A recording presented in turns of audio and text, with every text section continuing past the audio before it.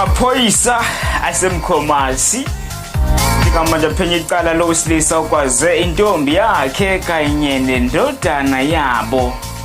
Indodana yabo ibiseneminyaka nje emithathu ubudala nje vo.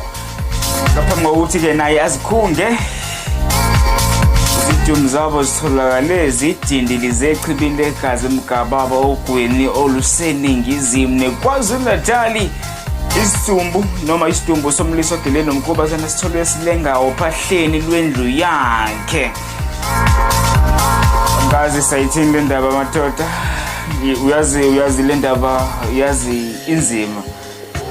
Ngikhumbula enye izingoma zomculo kaMaskandi into encane uthi alimele amadoda alimele amadoda ayopha. Kuyokwenziwa njani nokunje ke phela? Sokwenza njani ngoba